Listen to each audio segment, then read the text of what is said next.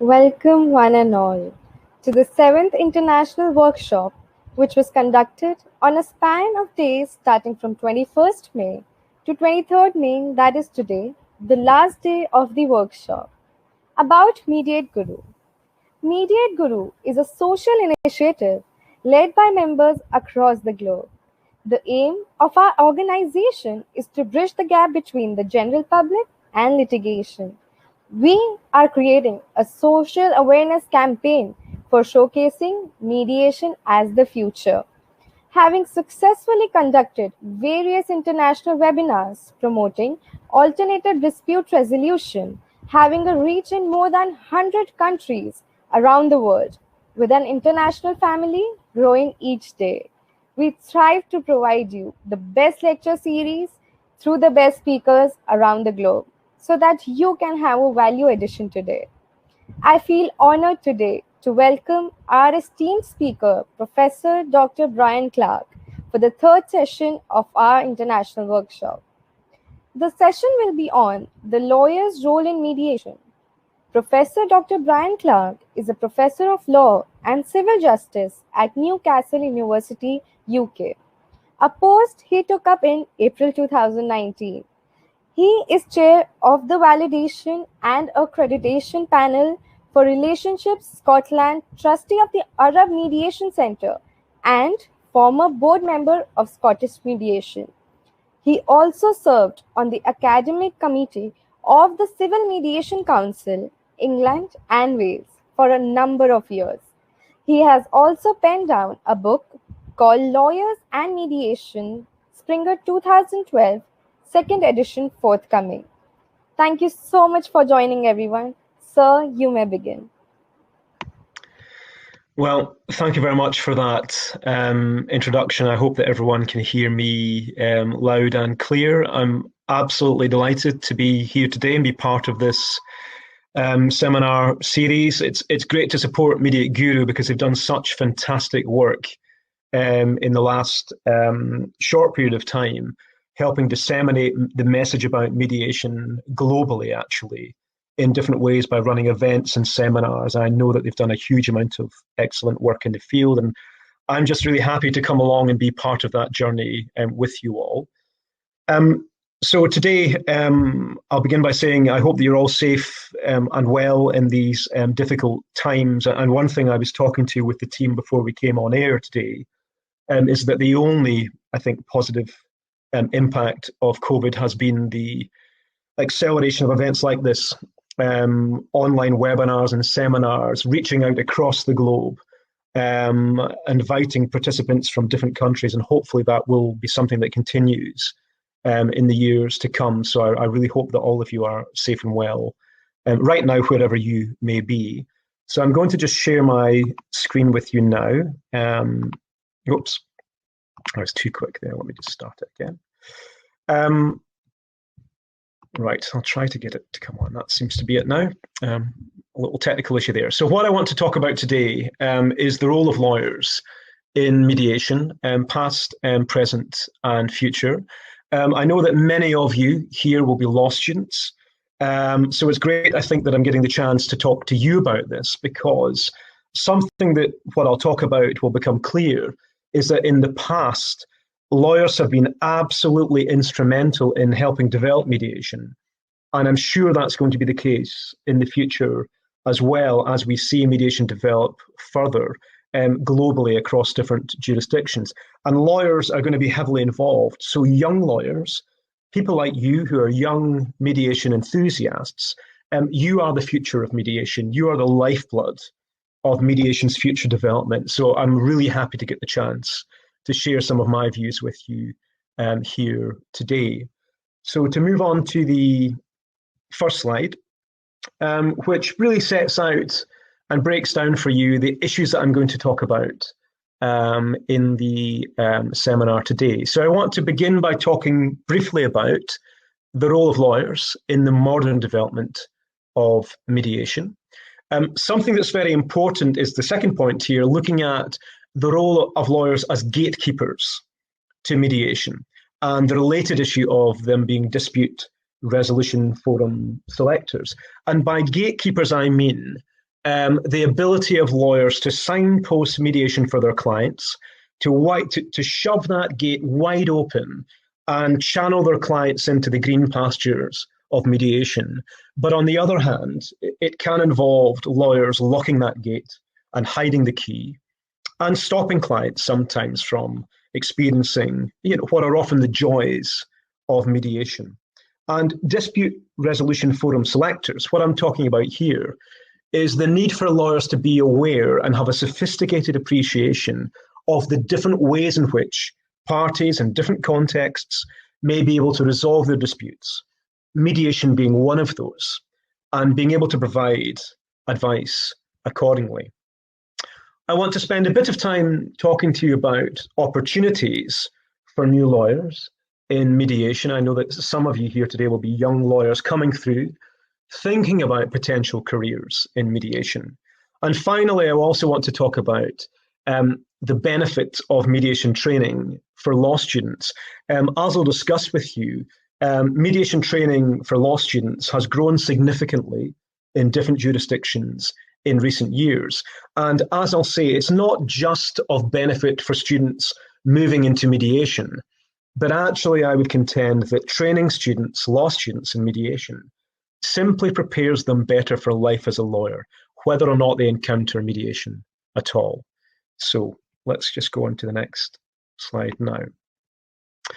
So the development of modern mediation, just to go over some basics here to set the scene for the rest of the discussion today. So I'm sure that you all know this. So mediation, of course, is the set-piece negotiation with the added feature of a third-party neutral or a mediator, sometimes more than one, to assist the parties in the resolution of their dispute. And of course, as you know, the mediator is not a decision maker.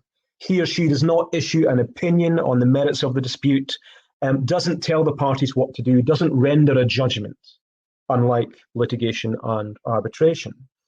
And again, many well-known potential benefits of mediation, and just let's remind ourselves of these at this point. Of course, the potential for much lower cost and a much quicker time frame to settle disputes compared to arbitration and litigation. It allows for confidentiality, so it may be very important for parties that their dirty laundry is not aired in public, that they're not subject to the full glare of publicity that can arise from having a case heard in court. Flexibility is incredibly important. And this idea that mediation is a flexible process, it can be bent and changed to suit the circumstances. And in particular, it can lead to creativity and outcomes well beyond the gift of those which a court, for example, could award. So the tendering of apologies, explanations, agreements as to how parties will work together in the future or communicate in the future, all which may give richer, more valuable settlement agreements. And the next one is important as well, and I think it's one that's very important for us as lawyers to consider as well in mediation, the idea of self-determination and this notion that one of mediation's key benefits is that the parties are empowered to resolve the matter themselves. They're in control. They decide the terms upon which the matter will settle, if it settles at all. And one particular benefit of that is that we know from research that that is much more likely at times to lead to what I've called self-adherence to outcomes. So outcomes brokered in the mediation tend to be adhered to by the parties without any further enforcement action necessary to a greater extent than awards or judgments imposed upon the parties. The final one as well is incredibly important. The idea that mediation, unlike the acrimony, the hostility that can be involved in arbitration and litigation, in mediation, given that it's a more harmonious, collaborative process, it can lead to the preservation and, in fact, even enhancement of the parties' relationships. So talking about mediation as a process, we tend to view it as a modern development, and I'm here speaking primarily about modern mediation, part of this ADR or alternative dispute resolution movement that I'll talk about in a second. But of course, mediation is an ancient process. It's nothing new. It has an historical basis throughout the globe. It can be traced back to the time of ancient Greeks, medieval England, many pre-industrial indigenous societies. And of course, it also has a 2,000 year history in India. And it's been said that India gave mediation to the world, but it is a process which has been around for a long time. It's timeless, essentially. And it's something we've reinvented, in fact, in recent terms. And we tend to view the modern life of mediation beginning in this Pound Conference in Minnesota, USA in 1976, which was a coming together of judges, of legal elites, of legal professional bodies, of government officials. And what brought them together was not mediation as such, but rather a perceived crisis in the American civil justice system, that it was overburdened, that there were huge delays, it was creaking at the seams, it couldn't cope with all the cases coming to it, fueled by what were seen to be ambulance-chasing lawyers, what were referred to at the time as locusts. We as lawyers, we get quite used to being called quite derogatory terms at times. But from that came the realization that there must be better ways of resolving disputes and diverting cases away from courts. And of course, one of those was mediation. And court-sponsored mediation, or what you might see referred to as court-annexed mediation, has become incredibly common across the USA and now across the world. And even to the extent that mediation becomes mandatory.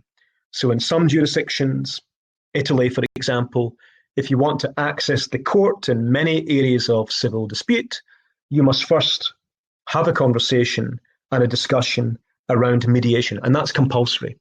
And perhaps we can talk more about mandatory mediation in the questions at the end. So looking now about the lawyer, what I've called the lawyer pioneers of mediation. The first point I'd make about this is that the lawyer's relationship with mediation, it's complex. There are different levels to it. And in some ways, lawyers have been incredibly helpful in developing mediation. In other ways, they haven't. And I'll discuss that a bit later on with you.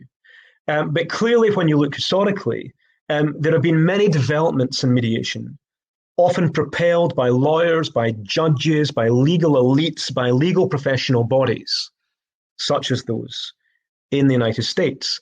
And part of the reason for this has been for what I'd call efficiency reasons. So essentially to save public costs and judicial time in the administration of civil justice, and effectively to divert cases away from courts.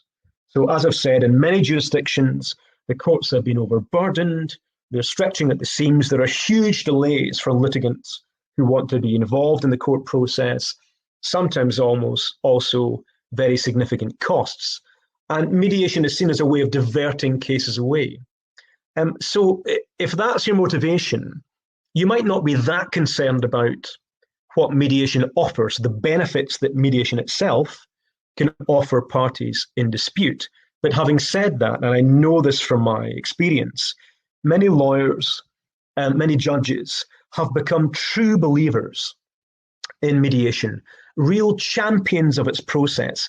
They become very passionate about mediation. It's almost as if they undertake some form of conversion. It's almost like a religious experience for some.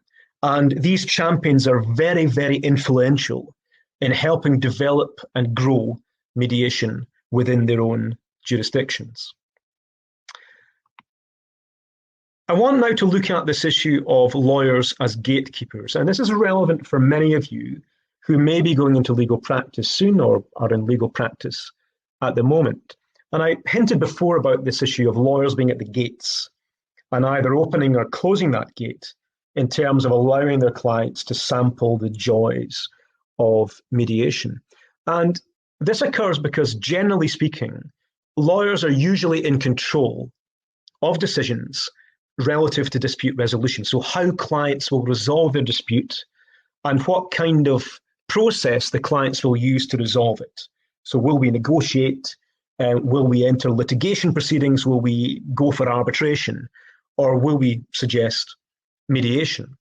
The second point here, lawyers are often also in control of the choice of mediators, and I'll talk more about that a bit later on. But we know that usually, because lawyers are experts, of course, and when we have a dispute and we need legal advice, we of course turn to the experts, the lawyers who have an expertise and experience that we don't have, and of course, by nature, we are likely to rely upon their advice about the steps to take. And that's particularly the case if we're dealing with relatively unsophisticated clients who lack experience in the legal system, what are sometimes called one-shotters. They don't come to the court system very often. They may lack expertise, they may lack knowledge and confidence, legal expertise. So they rely very much on their lawyer. So lawyers are crucial in signposting mediation to those parties. If we're talking about larger commercial firms, sophisticated repeat players in civil litigation, for example, they tend to exert more control over their external lawyers. And of course, many large firms have their own well-developed in-house legal teams with general counsel. And they have much more control over their external lawyers. But nonetheless, we know that for many clients in different situations, if they're going to get information about the availability of mediation, they are most likely to get it from their lawyers. And what we do know from evidence, and I'll talk about this in a second, is that lawyers may at times resist mediation for a whole range of different reasons, some of which I think are more acceptable than others. So let's have a look at those reasons now. So I've split the reasons into 6 different boxes here. And some of them, as I've said, I think are more acceptable as reasons than others. So beginning with the top left, ignorance and lack of appreciation of mediation. Certainly, historically speaking, when mediation began to develop as a new form of dispute resolution, it was clear that lawyers, often generally speaking, had a real lack of appreciation as to what mediation was and what benefits it might give for their clients in dispute. So they were quite ignorant, perhaps, of the process. I think that has changed hugely in recent years with the advent of education in mediation for law students and professional lawyers. It's much more commonly practiced now. Mediation has grown in many jurisdictions. So this idea of ignorance, I think, is less, excuse me, of an issue. But certainly back in my early days involved in legal practice, senior partners would think that mediation was somehow the same as meditation or medication, and they had a real lack of understanding of the process. The second, I think, is more important still today, and it's something to think about if you are moving into legal practice. Cultural issues. So the idea that mediation simply jars or is inconsistent with established legal practice norms. That's the first point. So there may be a way of doing things in a particular legal culture, in a particular jurisdiction or area of dispute. So thinking about England, which is a jurisdiction that I know well, and thinking about general civil and commercial litigation, the general way of running those disputes by law firms on behalf of clients would be to take instructions from a client. It would be to instigate legal proceedings. It would be to negotiate the different aspects of that litigation procedure, but not necessarily attack the merits of the dispute until a late stage. But generally speaking, almost all cases would settle, but at a very, very late stage, many months after the case began its journey. And that culture of late settlement was the norm, and it suited legal practice. And mediation is a challenge to that very well-established, embedded way of doing things. Also linked to that is this fear of the unknown. And I know from speaking to mediators, speaking to lawyers, that there's a bit of a fear of the unknown with lawyers who've not had experience in mediation. They may be afraid of negotiating on behalf of a client in a mediation. They're also not quite sure what their role will be within a mediation, because of course mediation is about the clients being empowered to resolve the dispute. How will the mediator engage with the lawyers? There may be fears around that. I think the third one here, I've called it money, money, money, is possibly the most controversial area of lawyer resistance. And to some extent, I think it's overstated, and it's based on a stereotype of a lawyer who is a cynical professional, motivated by money to the exclusion of everything else. And because of the fact that mediation may lead to fewer or lesser lawyers' fees, because it can deal with the case more quickly, more cost effectively, that lawyers would resist it for that reason. And as I say, to some extent, it's tied in with this negative perception that society has of lawyers.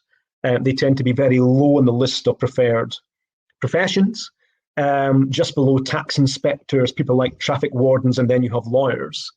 So there is a negativity around legal practice. But nonetheless, there is some evidence suggesting, in some contexts, that the way that lawyers are remunerated will affect the way that they advise clients how to resolve disputes. The next one, bottom left, concerns about the quality of mediation, the costs or risks. And certainly in many jurisdictions, historically, and still the case today, there's been quite limited regulation of mediation activity. And that's definitely the case still in England, at least in terms of any formal regulation. And lawyers may have, I think, sometimes quite genuine questions to ask about assuring the quality of mediators, how they're regulated, how they're trained. Will they be answerable if something goes wrong? So those questions have been raised. I think also the costs, given that mediation is not guaranteed to settle the case, and in some contexts, the fee for mediation may be relatively substantial, hiring the venue, paying for mediators, paying for lawyer preparation. There might be some reluctance to mediate in those circumstances. And I think finally here in this box, seeking vindication, of course it's right that sometimes if we feel that our case is strong, if we feel that the other party has flagrantly breached their rights, our rights, by their conduct, then of course we have the right, under the rule of law, in a democratic society, to enforce our rights against the other side. Rights are meaningless if in fact they cannot be enforced. And sometimes it's the right step to take. But I would argue that that would be the rare occasion in most instances. The next one along here, fear of looking weak to the client and the other side. This is something which I think is a perceptual issue, which applies in certain legal cultures where there may be a currency or a benefit by appearing to be tough as a negotiator. And I think sometimes lawyers don't want to suggest mediation because it might make them look weak to their own client. I mean, they're the champion the client has brought in. The client wants you to win on their behalf. And to suggest compromise may, you feel, make you look a bit weak. And equally, some lawyers may feel that suggesting mediation to the other side may also be a sign of weakness. And the other side may think, oh, well, they're not very confident in their case. And again, I think those perceptions are waning as mediation becomes more popular. The final one I think is very important, and it's this notion of client resistance. And I think it's actually something that the mediation community didn't understand fully for a long time. And throughout the development of mediation, at least in the early days, we had lots of people training as mediators, offering a service, but actually very limited voluntary uptake of their services by clients in dispute. And if I can put it this way, if you stop somebody in the street and you explain mediation to them, and then you ask them, if you had a dispute, would you mediate? They might well say, yes, of course, it seems like a great idea. You've told me it might work, it may improve our relationship, the track record is very good. But if you talk to somebody in the midst of an actual dispute, and think about disputes you've been involved in, when they become acrimonious, when the parties become very polarized, they stop communicating, there's a huge lack of trust between them, then mediation, with its promise of collaboration, of compromise, of getting together and talking it out with your opponent, that is a very hard sell sometimes. And we know that from research, because clients want to win quite often when they're in the midst of an acrimonious dispute. They want to enlist champions to fight their cause. They want their day in court. They want the judge to say publicly, they were right, your opponent was wrong. They want to see the opponent humbled, hopefully in public. So mediation can be a hard sell, and I will talk to you shortly about the steps that you can take as lawyers to try and overcome this kind of resistance. So linked to this is this issue of lawyers as dispute resolution forum selectors. And it's this notion that as lawyers, you need to be able to give clients advice as to the most appropriate way to resolve a dispute. And mediation, of course, is but one of a range of choices for dispute resolution. It does have its weaknesses. It will not always be appropriate, although my belief is that's probably very much in the minority of cases. To do this, of course, you need to have a fundamental and sophisticated understanding of the mediation process, alongside other alternatives, arbitration, litigating, for example, or simply trying to negotiate. And in giving this kind of advice, you need to know more about simply the process, but equally you need to know a lot about your client's case, and their relationships. So, for example, you need, of course, to appreciate the client's legal position and the opponent's legal position. The strength or otherwise will dictate to some extent your bargaining position and what processes you might want to enter into. But beyond the legal case, and I always say to my own students, it's not enough to think about the strength of the case. You need to think about a lot of other things as well. What is your client's appetite for risk? Could they afford a long, drawn-out litigation process, which is not guaranteed to give them the result that they would like? Even if they win in 2 years' time, let's say, when it finally is adjudicated, will they get the remedy that they need? Does your client have a need to avoid adverse publicity? Do they need to keep things private?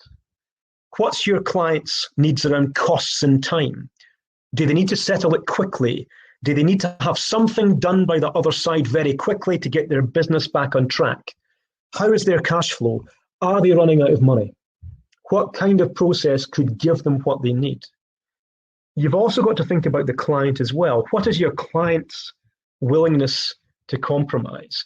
Do they have a fierce reputation to protect? They don't want to be seen to compromise with their opponents. Do they need to save face in some way? But equally, what's their business needs? What's the relationship with the other side?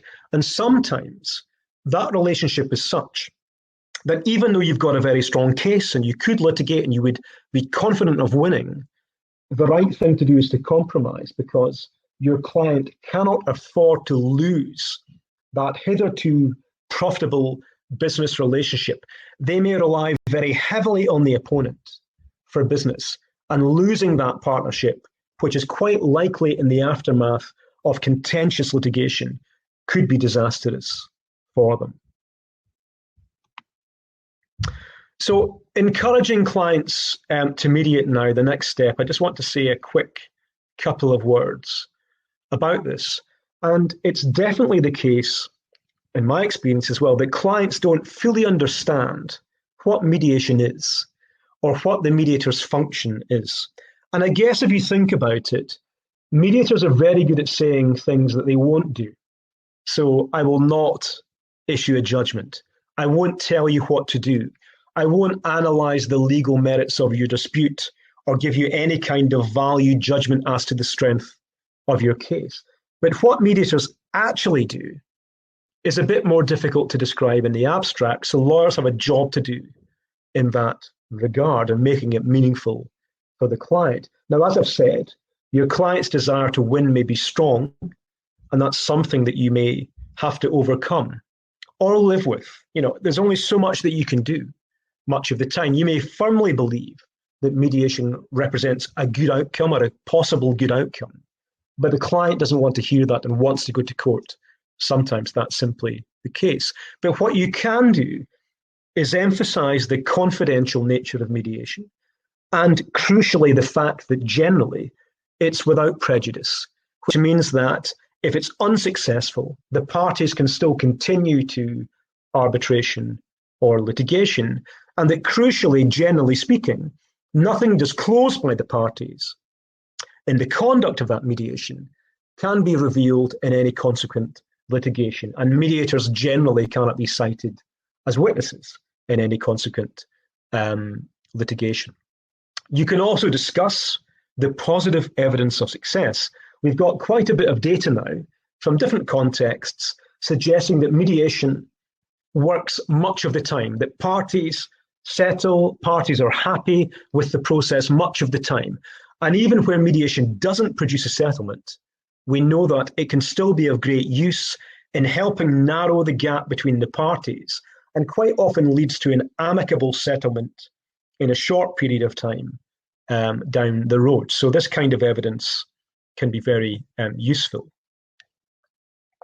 But timing may be an issue here. I was listening to a speech given by Geoffrey Voss, who is the new Master of the Rolls in England, England's most senior judge. And he was saying that every dispute has a sweet spot for mediation. And it's this idea that within the life of a dispute, there is a time where the parties may be amenable to compromise and thinking about processes like mediation.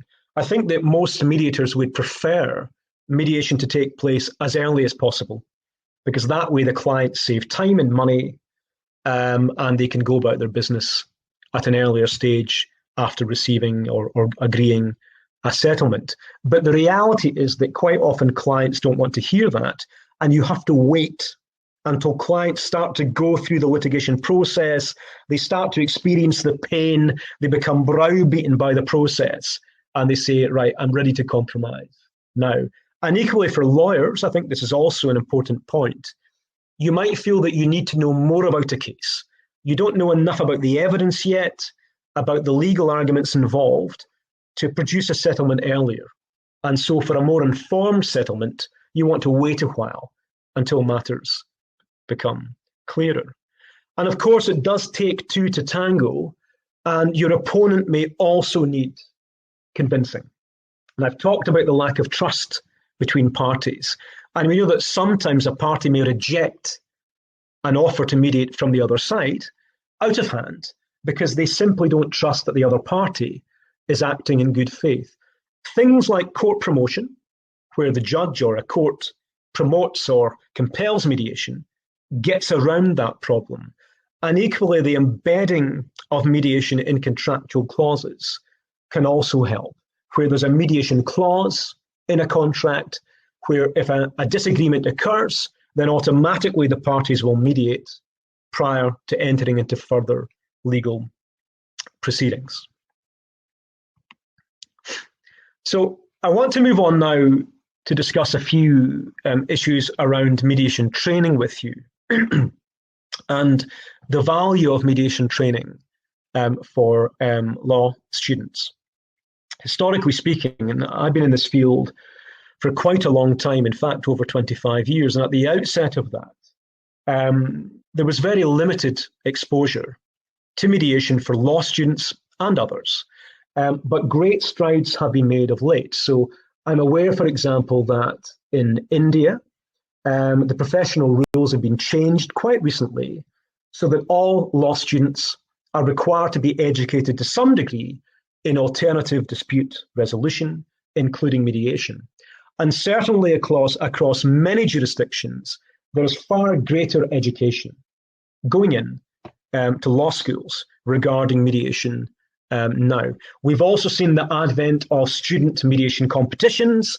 So as I'm sure many of you know, Mediate Guru held their own competition, which was an excellent event. And it's a great chance to experience mediation in practice, to interact with professional judges and lawyers from different countries and interact with your peers from different jurisdictions. It's a wonderful opportunity in that way.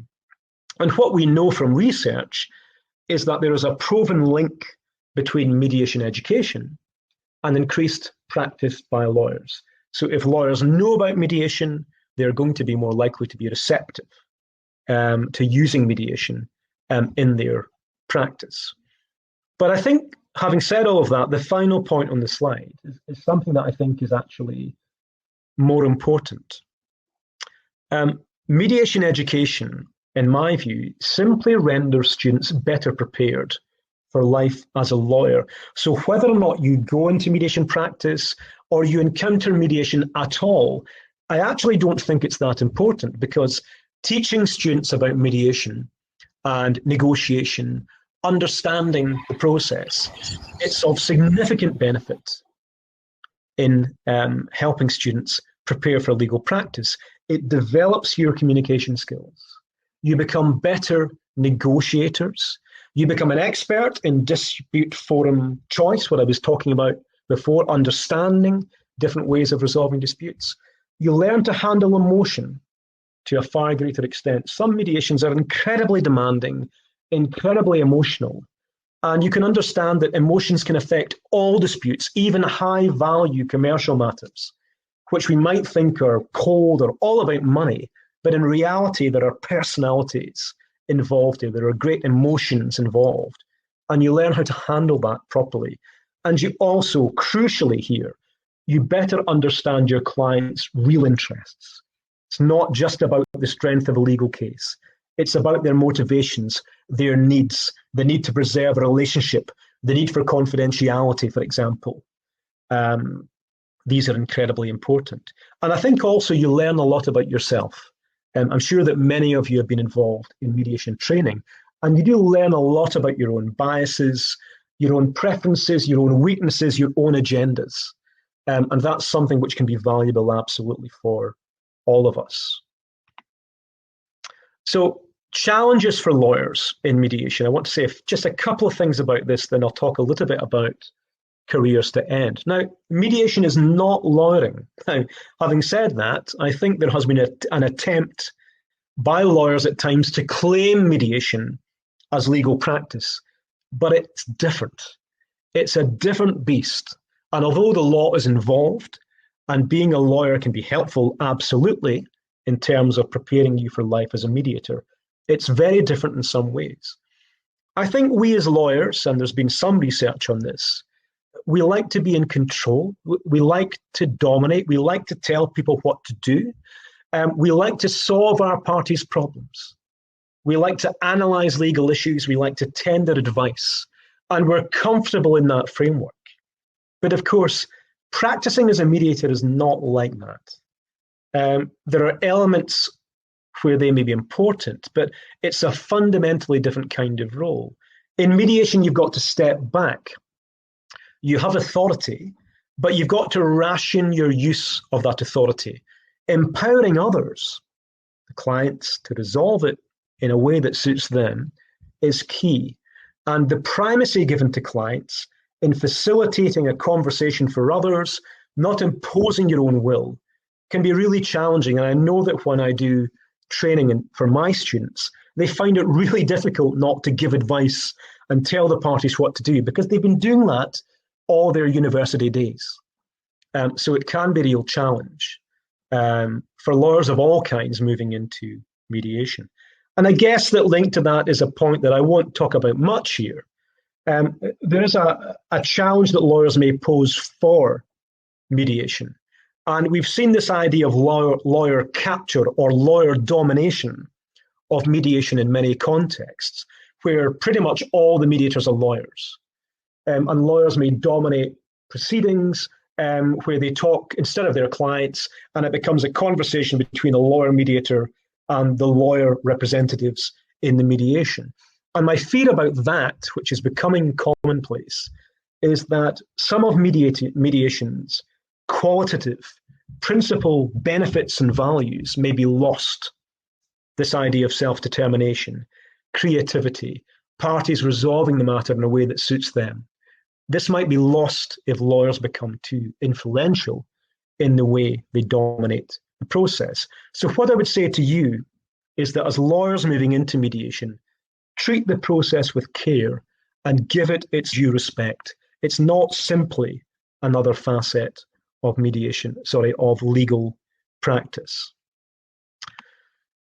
So the final thing, I think this is the final slide, I'll just check, is that I want to just talk about with you for 5 minutes, and then I'm quite happy to open this up to questions afterwards, is the future is bright, opportunities for young lawyers in the field. And I think it's fair to say that it's been quite hard since mediation has been developing over the last 20 or 30 years for young mediators to gain a foothold in the field, although lawyers do have an advantage here. Mediation, at least in certain fields, so if we're talking about high-level commercial mediation, for example, where there might be quite significant money to be made, that field tends to be dominated by very senior individuals who have, of course, trained as mediators, but they tend to get their work because they have another reputation in another professional field, an established reputation and experience and gravitas built up from a different field, commonly law. So many eminent high-level mediators will be former judges or Queen's Counsel, so very senior lawyers, and sometimes other professionals. But lawyers definitely have an advantage. And you might recall I said before that the parties that select mediators are typically lawyers and not the clients themselves. And we know from research that lawyers tend to prefer other lawyers to be mediators. So I guess what I'm saying here is that mediation in many contexts, it tends to be seen as a bolt-on to an existing professional role, often law, rather than a profession in its own right. And that can make it difficult for students moving into the field. You might have done a master's program in mediation, very complex, high-level program, built up some experience. But if you're young, without another professional reputation to lean on, it can be difficult, particularly in some fields, like commercial mediation. I do think that things are changing slowly in this regard, and the increasing professionalization of the mediator role that we're seeing is going to help. And bodies such as the International Mediation Institute, setting internationally recognized standards for mediation, that's definitely helping. And mediation is becoming more recognized as a role by itself. Just going to take some water here.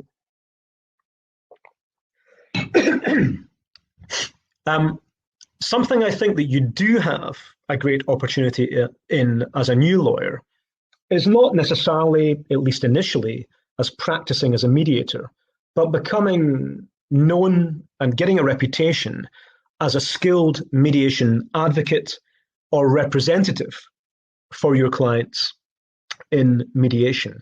Most of you will encounter mediation for the first time this way, I would imagine. We know that very good mediation advocates representing clients in mediation can be very influential in helping the mediator and the parties broker an agreement. They can be absolutely central and crucial in that process. And many skilled advocates are absolutely fantastic at representing their clients very well. Having said that, we also know that lawyers in mediation can act as a roadblock, a barrier to settlement, if they continue to act in a traditional adversarial advocacy role. And we know that's still a problem sometimes. So learning in mediation advocacy And there are many more programs now, training programs looking specifically at mediation advocacy, is a great way for young lawyers to become involved in mediation. I would say that generally, in my view, mediation is growing internationally in different contexts. There are going to be lots of different developments occurring in the next couple of decades. So we've seen significant developments, I know, in India, where there are calls for a new mediation act and where courts can now refer parties to mediation. Significant developments in other countries such as Singapore, the UK, across Europe, Australia and the United States, many jurisdictions. One thing that's actually accelerating mediation at the moment is this online mediation activity. Now, I talked at the beginning about one of the benefits, or one of the few benefits, of the COVID-19 pandemic being this move to online interactive seminars, for example, reaching out virtually across borders, and equally a huge amount of mediation, which would historically have been in person, has now migrated to the online environment. And I think generally it's working far better than anybody imagined. And this is going to continue, and that's going to grow mediation in different environments. One final thing to talk about as a specific example of mediation's growth is the impact of the recent 2019 Singapore Convention, which is a multilateral treaty designed to bring about a uniform mechanism for the enforcement of international commercial mediated agreements.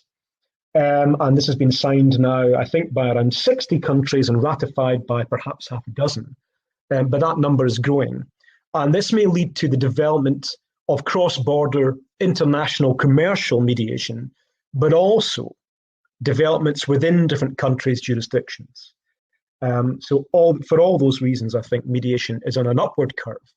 And there'll be a chance for young pioneers, enthusiasts like you, to get involved. So I'm going to stop now. Thank you so much for listening, those of you that were on the call. I hope that you found that useful, and I'd be really happy to answer any questions you have in the last 15 minutes. So I'll stop sharing the slides. Thank you so much, sir. Now we will take some questions from our lovely audience. So, sir, I will ask the first question. What are some ways a lawyer can use to show that he or she are pro-mediation while still looking strong before the client? Yeah, I think that's a really good question, actually. And as I've said before, it can be very difficult to present mediation to clients sometimes because you want to be strong. And I think what you can do is give your client reassurance that you're on their side, that you're there to represent their best interests, and you're there to fight their corner. And you can do that, but also say, but in my professional opinion, I think I've looked at things, and I think that if we try mediation, and it's not guaranteed to work, and you will not be bound to settle in the process, but let's try mediation, because I think there's a good prospect that we can get an outcome that will suit you as a client. So it's selling mediation in a more selfish way, in a sense, by saying to the client, actually, although mediation is about compromise and settling, this is probably our best chance of getting an outcome which may actually suit you, that may meet you. But we won't roll over. We won't compromise and give up our position very easily. We'll only compromise where it's the right thing to do, and I will support you through the process. So that would be my advice for tackling that with more reluctant clients. Thank you so much for the answer. The next question is, how can mediation be used in ODR effectively, as mediation majority times involves a lot of heat from the clients? So how to use ODR platforms in such a situation? Yeah, I mean, I think that's again a very good question. And there's always been doubt about the extent to which mediation can take place effectively in this kind of environment that we're using today, for example. Because obviously we can see each other on the screen. We can ascertain some of the body language. So you're nodding at me now, and I can see that you're smiling at me. So I'm getting some feedback from that, but I can't see the whole body. And we know that a significant amount of communication is not through what's said or even how it's said, but through body language. And it can be harder to pick things up. I've actually heard that Some mediators think that the emotional aspect is more easily dealt with through online mediation because there is a little bit of distance between the parties. It's not quite so hostile sometimes in that opening meeting where parties come together and they can be very angry and upset with each other. There's something about the online process that puts a filter, if you like, or dilutes that to some extent. So I guess I'm saying that I think that online mediation isn't perfect. It doesn't capture all the nuances of face-to-face, in-person discussion. But I think that it's working quite well and that you can actually deal with emotions pretty well in this setting as well. Thank you so much for the answer. The next question is, while representing clients in mediation, should lawyers let their clients deal with the narration of the facts, or should participate themselves too, alongside dealing with the legal perspective? Yeah, I think that, again, that's a very good question. And this depends significantly on the context and the mediator style. For the client to talk about the dispute in more general terms, about the facts of the case, about how it's affected them, to get some of that emotions out there, because clients want to speak generally in that context. They want to unload, they want to be heard. So let them get it off their chest.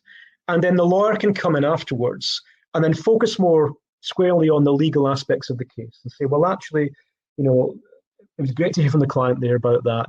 And what I want to focus on are our legal case here. And on the basis of the evidence that we have here, we believe that we have a case for breach of contract, let's say, and then talk about the legal aspects of that. So in my experience, the best way of doing it is for both parties to speak. The client giving a generic, this is how I feel about this. This is what happened to me. This is what I want to happen today. And the lawyer saying, right, our legal position is this. We do believe we have a strong case, because in a mediation as a lawyer, you can negotiate, you can compromise, you can collaborate, but it's good to do that from a strong position, if you can. Set out your legal position and say, look, we feel we've got a good case, but we are willing to compromise. We don't have to, we don't think, but we are willing to do so because we believe it's in the best interest of all the parties. So that would be my advice in that situation. Thank you so much for the answer. The next question is, why do lawyers around the world resist mediating, even when many clients understand and appreciate its frequent advantages over adjudicating? Yeah, I mean, again, that's something that I've spent a long time looking at over the last few years. And I did touch upon this in the slides. There are a variety of reasons. To some extent, historically, lawyers were quite ignorant of mediation. I think the way that mediation was sold by mediation providers wasn't necessarily very helpful initially. There was a bit of saying, this is a wonderful process, why don't you all use it? Ramming it down people's throats a little bit. And I guess that lawyers didn't like that. And equally because mediation wasn't part of the established legal culture in many jurisdictions. So in England, for example, 20 years ago, very little mediation. And lawyers are traditionally very conservative in many jurisdictions. We like to be in control. We like to know what we are doing. We like to understand the process and be in control of that process. And mediation, as you'll know, is a very much uncontrolled. So I think that is changing. And I think that lawyers have understood that resisting mediation becomes futile at a point because the clients begin to demand it on the one hand. So repeat, players, businesses who've mediated, we know that if they do it once, they're likely to want to come back and mediate again. Getting them over the line the first time is difficult, but if you can do that, they will come back. And equally, you've got court direction, government promotion, legal professional rules requiring lawyers to be educated in mediation, to tell their clients about mediation. So it is changing, but there's still quite a lot of resistance in many jurisdictions from lawyers who see it as soft, who may see it as not what lawyering practice is about. And there may also be some concerns about money, because at the end of the day, like all professionals, lawyers are in the business of making money, of course, and sometimes there are quite significant pressures put on junior lawyers by senior lawyers and big law firms to prove their worth. You'll have heard of billable hours, the fact that lawyers must justify their existence to their employer by racking up a number of hours that can be charged. to clients. And if mediation promises a much quicker, cheaper resolution, you can see how sometimes that won't look very, very good for the lawyers concerned. But I think it's all changing, and we're seeing less resistance now than we used to. But it will continue, I'm sure. I agree, sir. Thank you so much for the answer. The next question is, as a law student, how can ADR be an attractive perspective rather than litigation, as litigation has been cemented as the more traditional method? Yeah, I think that's right. I mean, obviously at the moment, litigation. It's interesting. You say litigation is traditional, but actually mediation predates litigation in most societies. So it was the traditional way of resolving disputes through mediatory processes with elders and prominent individuals helping broker disputes. But you're right that now, in a modern sense, litigation is seen to be the traditional. And there may be quite significant pressure, as I've said, from law firms and senior partners in law firms to carry on with those traditions and to go down the litigation path. But what I would say to you is that things are definitely changing.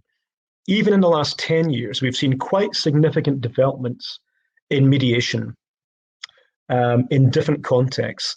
And I think actually now I'm seeing a sea change in England as well, where if law students have trained in mediation and they've built up some experience, perhaps doing some clinical work, for example, or been involved in competitions, it's now being seen as an added advantage that these are far-sighted students who understand the future potential of mediation.